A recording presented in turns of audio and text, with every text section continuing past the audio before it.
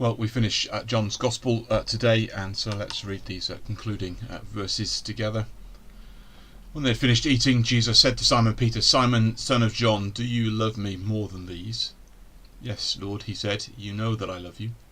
Jesus said, "Feed my lambs." Again Jesus said, "Simon, son of John, do you love me?" He answered, "Yes, Lord, you know that I love you." Jesus said, "Take care of my sheep." The third time he said to him, "Simon, son of John, do you love me?" Peter was hurt because Jesus asked him the third time, "Do you love me?" He said, "Lord, you know all things. You know that I love you." Jesus said, "Feed my sheep." Let's just pause here.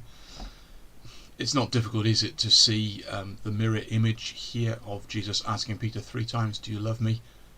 Having witnessed Peter 3 times deny him, deny knowing him, deny being his disciple, and now 3 times he says, "Do you love me?" It's a challenging test, and Simon Peter, is he hurt because his love is being questioned, or because it's 3 times and it's bringing up memories of his failure? But it's getting to the heart of discipleship and to the root of everything, isn't it? Does Peter love Jesus? And as Peter each time replies yes, the Lord commissions him in 3 different ways to take care of the sheep and to feed his sheep. Peter has a work to do now in caring for other followers of Jesus, in feeding them and caring for them, but that can only be done if he loves Jesus. That is the heart of it. Gifting aside, competence aside, if he does not love Jesus, he cannot do that job. And that's challenging for all of us, isn't it? For all our profession of faith or Christianity, for whatever situation we might find ourselves, the question comes to us as we come to the end of John: do you love Jesus? Whether you're sitting there thinking, yeah, he's a good teacher and I've quite enjoyed reading John, that's interesting to find out about him, the question comes to you, yeah, but do you love him? And to those of us who are professing Christians, who know this and it's all very familiar and we've read it 100 times before and we're just ticking off, yeah, I agree with that, the question comes to us now: do you love him? And that's a challenge to our hearts, isn't it? And the Christian life is one of, in a sense, daily asking that question. Love in a relationship is not a one-off act that you proclaim on one day and then you're covered for the rest of that relationship. No, it's a daily question. And love issues in action. Can you see on each time when Jesus asked Peter, "Do you love me?" There's a command to do that. Okay, you say you do, now show it by taking care of and feeding my sheep. You could ask any partner in a married couple, couldn't you? Do you love your partner? You could ask them each day, and they say, "Yes, of course I do." But then you want to say, "Yeah, and how's that shown today? What does that look like? Demonstrate it. Where's the evidence?"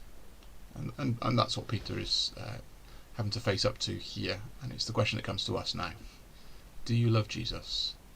And if so, how is it shown? How are you treating his other people?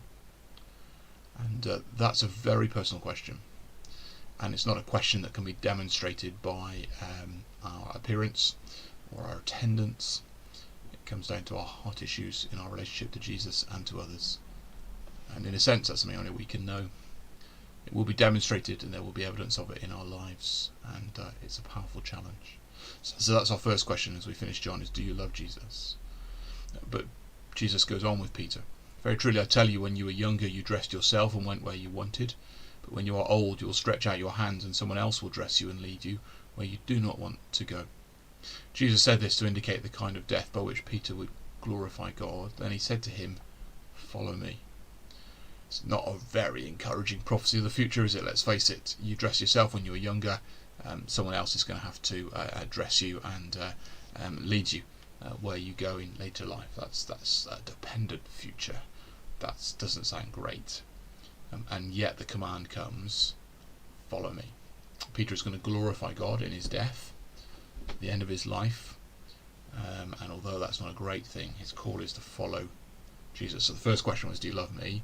And now he says, follow me. And Peter, spectacular to the end, isn't content with just that command. Peter turned and saw that the disciple whom Jesus loved was following them. This was the one who'd leaned back against Jesus at the supper and said, "Lord, who is going to betray you?" When Peter saw him, he asked, "Lord, what about him?" Jesus answered, "If I want him to remain alive until I return, what is that to you?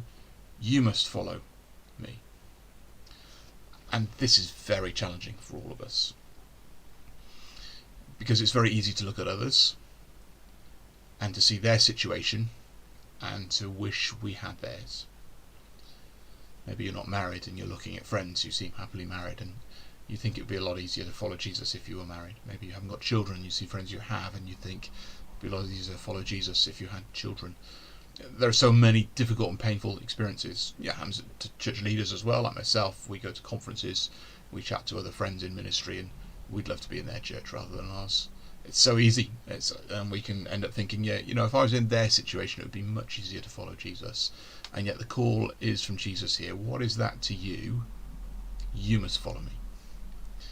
And there's a very personal call here. We're called into community, we're called to love one another, we're called to journey together, but we are called individually to follow Jesus, regardless of what's happening to anyone else. Because of this, Jesus is saying to Peter, what if John is to be around until I come again? Because of this, the rumour spread among the believers that this disciple would not die. But Jesus did not say that he would not die. He only said, if I want him to remain alive until I return, what is that to you? This is the disciple who testifies to these things and who wrote them down.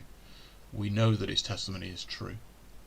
Jesus did many other things as well. If every one of them were written down, I suppose that even the whole world would not have room for the books that would be written.